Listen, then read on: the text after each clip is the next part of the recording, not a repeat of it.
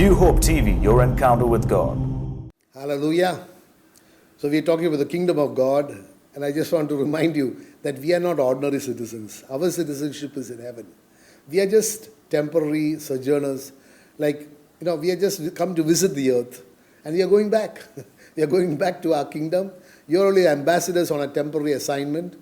We are going back.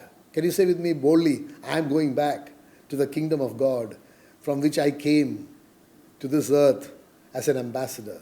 Yes, I'm not trying to just say things which are not scriptural, because it is the commitment of our ministry that we will never preach anything which is not in the Word of God. We will preach only the things that are concerning the kingdom of God and which are in the Word of God. I told you about ambassadors. If you will turn with me, or if you can write it down, you can look later. 2 Corinthians chapter 5 verse 20. The Word of God very clearly says that we are ambassadors of Christ on this earth. Ambassadors of God. I'll read it out to you. Because sometimes, we need to be reminded, because Satan never wants you to remember who you are. He wants you to live in an identity crisis, not knowing who you are. Because the minute you know who you are, you will be set free. You will be set free. It's like, the son of a king wandering in the streets begging. But if he were to know, no, I am not a beggar, I am a son, I am a prince or a princess with God, then he will rush to the palace and say, Abba, Father, I am here. I was lost, but now I am found. It's just like the prodigal son came back in the book of Luke chapter 15. The father will never restrain you from coming into the palace and being with him as a son. He will restore you to the sonship. So today, many believers have an identity crisis of who you are, who they are. So once this identity crisis goes, the eyes of your understanding will be enlightened. Now, if you read 2 Corinthians chapter 5 verse 20, it very clearly says who you are and what is your mission on this earth. This is just not to live.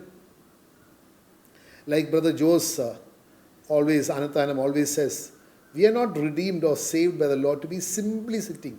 Just sitting there waiting for the coming of the Lord. You are saved now, I am okay, you are okay, we are okay, and you just sit for Jesus to come. No. He has saved you with a purpose. Otherwise, you will be the unfruitful vine which is attached to, but then the Word of God says again in the book of John chapter 15, that if you are unfruitful, He will cut you and you will be thrown into the fire. You are expected to be fruitful, and you can be fruitful only when you attach to Him. That's why John 15:5 says, without me you can do nothing, but with me you can do all things. Your fruitfulness will multiply beyond your widest imagination. So who are you? Word of God says in 2 Corinthians chapter 5 verse 20, now then we are ambassadors for Christ. See, you are an ambassador. You are not an ordinary person here. And an ambassador, you cannot be an ambassador in your own country. So necessarily it means that if you are an ambassador and you are living here on this earth, you are an alien in the sense to the extent, not from outer Mars or something, but you are from a different country altogether. And it says, now then, we are ambassadors for Christ. And what is your purpose? What is your mission here on this earth? As though God were pleading through us, we implore you on Christ's behalf, be reconciled to God. So this is the purpose. This is the core purpose of your being here on earth. You are a mouthpiece of God. You are pleading on behalf of God to the people who do not know God. I'm not talking about all the 2 million gods people worship. I'm talking of the only true God, Yahweh Abba, and Jesus Christ, His Son, whom He sent as a Savior of the world, who came to take away the sin of the world. That God, the only true God. All the others are not gods. Hallelujah. So, we are an ambassador pleading on behalf of the true living God. Be reconciled with the Father. Because unless you're reconciled with the Father, you can never be justified. And unless you're justified, your inheritance or your lot is condemnation, death, eternal death. So this is a message that our ministry has been blessed by God to undertake or to minister to. The ministry of reconciliation, encouraging the people to come back home, just like the prodigal son. Prodding, come back. The Father is not angry with you. The Father is only waiting joyfully to receive you. However far you are gone away from God, there is no distance as far as God is concerned. He will bring you close. He will not just wait for you to come home. He will run and receive you. He will embrace you. He will kiss you. He will restore you to the sonship. He will restore your authority. He will restore your righteousness. He will restore everything that you once had and was lost because of sin. Are you with me, my dear brother, my dear sister? So never even fall a prey to the deceit of Satan's voice you may hear that you have traveled too far away to come back. Are you with me? Nobody has traveled too far away to come back, because there is no distance as far as God is concerned. The minute you decide and take a decision out of your own free will that I want to come back to my Father's house, my dear brother, my dear sister, I can assure you that the grace of God would come upon you in such a strong way. It is like a tsunami. You don't have to do anything. It will draw you back to your Father's house. I dare say, in the book of Luke chapter 15, that prodigal son did two things. One is, he came to a sound mind and he realized that this is not where he should be. His identity crisis ceased to exist. He knew his real identity, that he was a son of that great rich man in whose house there were many servants who had plenty and more to eat, while he did not even get, as the word says, even the pods that the pig were fed with. So one is, he came to his senses. Secondly, as a result of that, he confessed his sin. He told himself, that is confession enough. As far as God is concerned, He is Spirit. You don't have to go and kneel in a confession box and confess to a human being. He confessed in his heart. He said, I am sorry. I'll go to my father and I'll tell him, Father, I have sinned against heaven and before you. And I'm not worthy to be called your son. Make me as one of your hired servants. So he humbled himself. He confessed his sin.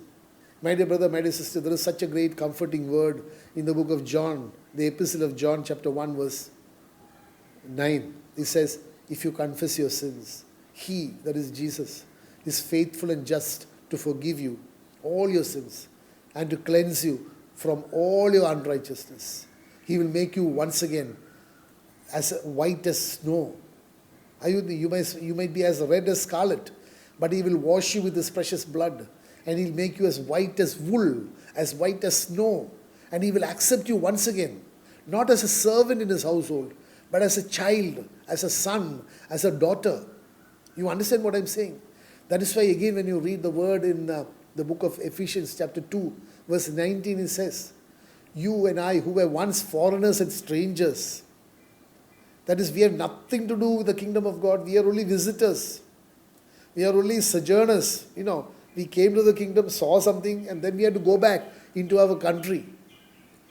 So it says, we are no longer strangers or foreigners now, but along with the fellow saints, we are members of the household of God. We have become sons and daughters of God.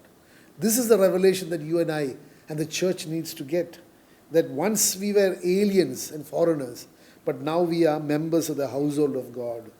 Hallelujah. So once you receive the kingdom within you, once you are a member of the household of God, you are a co-heir with Christ, exercising every spiritual and temporal authority that the Lord Jesus exercised here.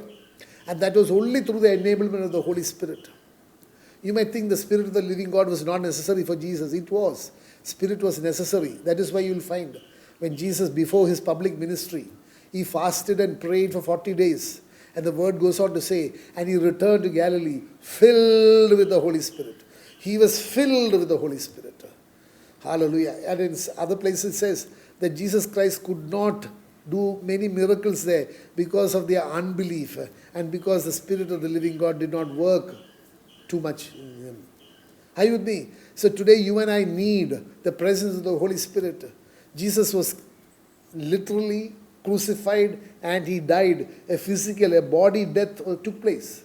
But God's word says very clearly that it is the Spirit of the living God that once again raised Jesus from the dead. Just like Lazarus was in the tomb. He was dead for 4 days. And Jesus Christ cried out aloud, Lazarus, come forth. At that command, the word says, the Spirit entered Lazarus' body. Similarly, the son of the widow of Nain, Jesus was coming into the city, and they found a funeral procession going out to bury the only son of a widow. The word says Jesus had compassion on that widow. And he stopped the procession, and he asked that man to arise. The word says the Spirit returned. Hallelujah. So you need to understand, to transform you from your dead state, you need the Spirit of the living God. Again, when you read the book of Ezekiel chapter 37, the word talks about a valley of dry bones, a mountain of dry bones.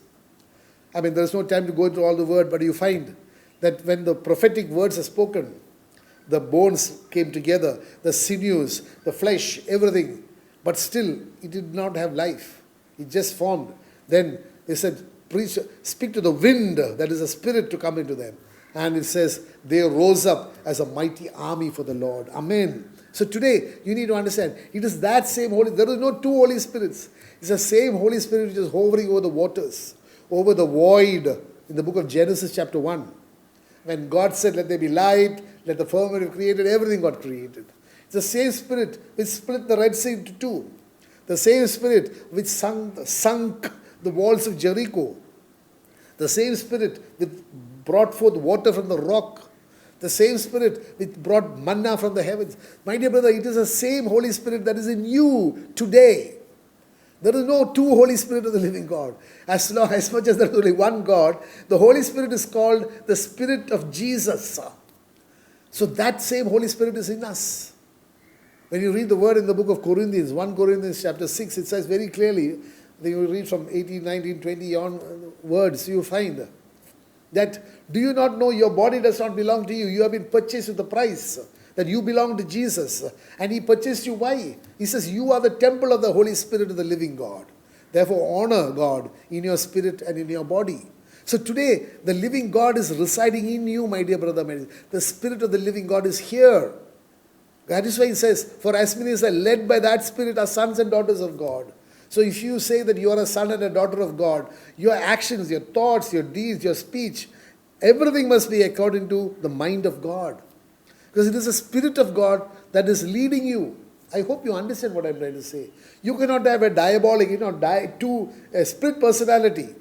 You on the one hand, when you are in the prayer, this thing or worship, you say, I am a son of God, I am a daughter of God, I am led by the Spirit of God. The minute you come out of the church, your character changes. It becomes totally different. Or you can say diametrically opposite. Then you are having, it's a diabolic spirit. That spirit takes over. For a time it was subdued. But then once you come out of the church, where the overall presence and anointing of God is, the diabolic spirit comes out. And your real man is exposed. You are a split personality. No. God wants you to be sons and daughters of God, not only when you are in His presence in worship, but also when you are in the presence of the world. Because you are supposed to be the light of the world. You are to spread the light of the glory of the gospel of Christ, who is the image of God Himself, into the darkness that is in the world all around you. You are to be beacons of light. I hope you understand what I'm saying. And that is possible only when you are filled with the Spirit of the living God, with the fire of God. Hallelujah. So, you understand, people think, people often relate to, I am blessed. When you say, I am blessed, people say, I am blessed. Oh, immediately they look at the physical attributes of the blessings. Oh, are you living in a big house? Are you traveling in a big car? Are you wearing fancy clothes? Or are you having a fancy lifestyle? They equate because they are still in the flesh. They cannot see beyond the flesh. They have no revelation knowledge of the spirit realm. So, whenever they think of that the kingdom of God, they only look at the physical things that are around you and they say, oh yeah, this guy is blessed. Because look at his house, look at his car, look at his dress, look at his, all the other things that he possesses. That is not blessing, my dear brother. Definitely, I mean, I'm sorry if you understood it the wrong way. That is all part of the blessing, but that is not the real blessing. The real blessing, because God's word says, God wants you to be a prince and a princess with God. That is why He changed the name of Jacob from a deceiver into Israel, a prince and a princess with God. And there is no lack for a princess or a prince or a princess with God. Again, Psalm 23 says, the Lord is my shepherd, I will lack nothing. So whatever you need, the Lord will provide you, because His name is Jehovah Jireh, the God who is my supplier. Are you with me? God will never see that you are lacking in anything that you need, not what you want. You may want a lot of things, but what you need, He will provide. Can you say an amen to that? Amen. Hallelujah. So when you understand about the kingdom of God, if you are in the flesh realm only, then you will be able to equate the presence or the absence of the kingdom by looking at the things that you can see, the physical eyes can see. So the physical senses are able to perceive that this guy is in the kingdom. That is, I would say it's entirely wrong, because you can still be in the kingdom without having a fancy house, without having a fancy car, without having a fancy job, without having fancy possessions. You can still be, and probably you will be much deeper and more glorious in the kingdom of God. Turn with me to the book of Romans chapter 14. What is actually meant by being in the kingdom of God? It says, the book of Romans chapter 14 verse 17 says, for the kingdom of God is not eating and drinking, but righteousness and peace and joy in the Holy Spirit. Amen. So the kingdom of God is not physical attributes, but it's the inner spiritual attributes of peace, joy, and righteousness. Are you with me? Or when you are in the kingdom, the fruit of the Spirit will manifest in your life. That is love, joy, peace, patience, kindness, goodness, faithfulness, humility, self-control. And you can go on adding righteousness, everything. You will be able to add and add and add to the attributes of God, which should manifest in your life also, because you are a co-heir with Christ of that same kingdom.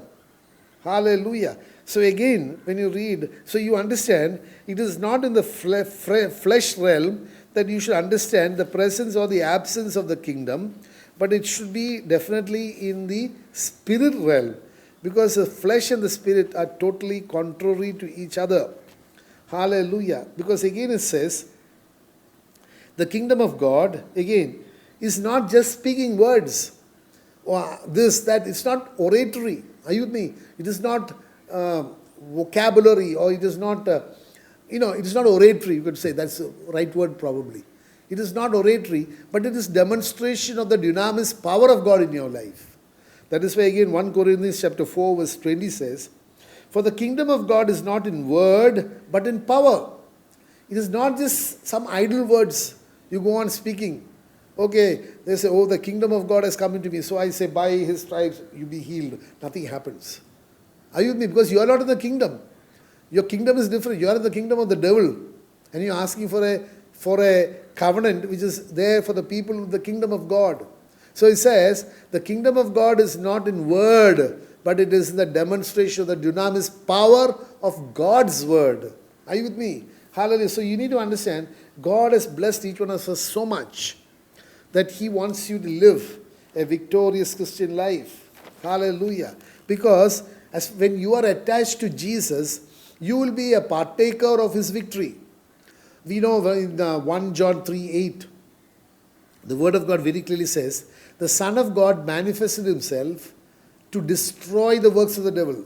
So when there is a destruction of the enemy, automatically it means a victory for you, right? For Jesus. So you and I are to be partakers of that victory resulting from the destruction of the works of the devil in your life and in the life of the church, your family, everything. So you need to understand, you have to be attached to Jesus. And to be attached to Jesus, you have to be in the place of victory. Are you with me? You cannot be far away from Jesus, even spiritually and emotionally and relationshiply, and then say, I am a partaker of that victory. No, you have to be in the place of that victory.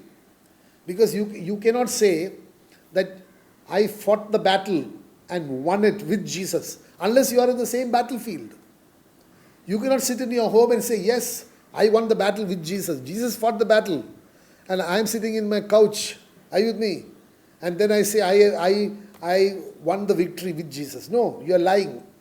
Most importantly to yourself, because you are deceiving yourself. So to be a partaker of that victory, you need to be at the place of the battle.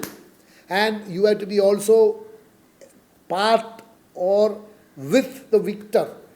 That is why in the book of Galatians, it's an often preached word, but it is full of meaning, my dear brother.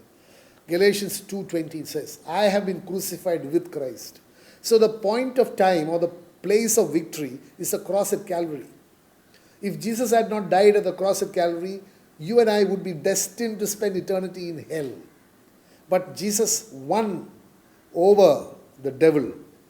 His victory was established at the cross at Calvary. That is why when you read the word in the book of Colossians, it says, I think we should read that. Oh, such a beautiful word talking about the victory that Jesus got at the cross at Calvary. Hallelujah. The book of Colossians very clearly says, if you read from 14 onwards, having wiped out the handwriting of requirements that was against us, which was contrary to us, and he has taken it out of the way, having nailed it to the cross. So you and I have been, our sins have been nailed to the cross of Jesus Christ. Are you with me? So in a way you can say that the flesh man in you have been nailed along with Jesus at the cross at Calvary. The flesh man, I'm talking of your sin, the flesh which is kept for destruction, has been nailed with the cross, with all the sins that you have committed in the flesh realm, the world and the sin of the world. Hallelujah, because Jesus was introduced as the Lamb of God who taketh away the sin of the world. He took it away only by nailing it to his own cross over his body. That is 2 Corinthians chapter 5 verse 21 says, he who knew no sin was made sin for us, that you and I might become the righteousness of God in him, in Jesus. Verse 15 of Colossians 2 says, having disarmed principalities and powers, he made us public spectacle of them, triumphing over them in it. So there was a triumph, there was a victory. And he won that victory at the cross. It says, triumphing over them. That is the devil and his kingdom. He triumphed over all of them. In it. What is that it? It is a cross. So when Jesus was nailed to the cross, there was a victory that was won. And you and I, if that was a battlefield, hallelujah. So you and I, if we have to be partakers of that victory, we have to also join ourselves to that cross. So that you and I will also triumph over the devil in the cross with which, or when you are crucified with Christ on that cross. That is why Galatians 2:20 says, I have been crucified with Christ. And therefore it is no longer I who live, but Christ lives in me. I, the person, the worldly, the flesh man, the sinful man has ceased to exist. And a new creation has been created. Word says in the book of John, the Corinthians, 2 Corinthians chapter 5 verse 17 says, whosoever is in Christ, that is you are joined to Christ, is a new creation. The old man, the flesh man, the sinful man, the worldly man has ceased to exist, and a new has come. The new man in the image and likeness of Jesus. A new man who is having the mind of Christ has come, has been born again. This is born again, my dear brother. So it says, I have been crucified with Christ. It is no longer I who live, but Christ lives in me. And the life I now live, that is the new life, that is a born again life, I live by the faith of Jesus Christ. Some translations show by faith in Jesus Christ, which I personally believe is not correct, because if I cease to exist, if I am dead and I am put in a coffin, then there is no more faith for me. Are you with me? I hope you understand. A dead person in a coffin has no faith, because it is his soul that could exercise the faith, and that soul has departed from him. So when you die at the cross at Calvary, your faith, your unfaithfulness, you can say, your disbelief, unbelief. Your unbelief was also crucified. Your murmuring, your hard-heartedness, everything was crucified with Christ. Are you with me? So it says, And the life I now live in the flesh, I live by the faith of the Son of God. The faith that was in the Son of God. The faith that was in the Son of God, which means the faith of the Son of God. So as much as I am transported to a new level of faith. Whatever faith Jesus had here while in his public ministry, I have it now. I have the boldness to command, just like Jesus commanded the devil to get out. Jesus says, yes, you are given authority to preach the gospel, to heal the sick, and to cast out demons. Just like Jesus healed the sick. He says, you be healed. Today you and I are empowered to do the same thing. He cast out demons. He said, come out, demon. And he came out. You and I are given the authority to cast out demons because you and I are exercising the same faith that Jesus Christ had. Because you and I are co-heirs of that faith. Please try and understand all the Word of God together. Romans 8, you heard that we are co-heirs with Christ. If we are sons and daughters of God. So it is no longer I who live, but Christ lives in me, and the life I now live in the flesh, I live by the faith of the Son of God. Who is the Son of God? And the word is saying, who loved me so much that he gave himself for me. Now if you love Jesus, my dear brother, my dear sister, you should be able to give yourself totally to Jesus. The Father never kept back anything. Jesus never kept back anything. He gave himself totally for you at the cross of Calvary. Are you prepared to give yourself totally to Jesus? This is the test, my dear brother, my dear sister. Are you holding back anything? Your affections, mainly your love. Are you partitioning your love? Are you loving and worshipping Jesus a little, and some worship and love and adoration goes to some saints? Prayers to Jesus, to saints. Are you doing that? Then you are not loving Jesus fully. Because God's word commands you, hear, O Israel, the Lord thy God is one God. There is only one God. And you shall love him with all your heart, with all your mind, with all your soul, and with all your strength. Which means there is no other area of your life which you can partition or give it to anybody else. It is the exclusive right of Jesus, your Savior, your Lord, your Master. Just like in a husband and wife relationship. There is no scope for anyone else to share that love. Are you with me? It is an exclusive love between two people, two persons. Just like that, it is an exclusive love between your God and you. That is why he says, who loved me so much. And he demonstrated that love by dying for you and for me at the cross of Calvary. My dear brother, my dear sister, this is the revelation knowledge that the church needs, urgently and desperately needs today. It is this lack of knowledge that is taking people away from the church, from Jesus. And this lack of knowledge is what is destroying you, I can tell you. That is why in the book of Hosea, the Lord is crying out to the prophet, my people, are you with me? My people are being destroyed, are being condemned to eternal death. My people are being destroyed for lack of understanding. And understanding can come only from fear of the Lord. The book of Proverbs chapter 9 says, the fear of the Lord is the beginning of understanding. The knowledge of the Holy One is understanding. The word of God says in the book of Proverbs chapter 9, it says, the fear of the Lord is the beginning of wisdom. And the knowledge of the Holy One is understanding. So today the church needs understanding of who Jesus is. If that is there, my dear brother, my dear sister, you will lead a victorious Christian life. Because Jesus destroyed the works of the devil. Amen. Amen. Amen.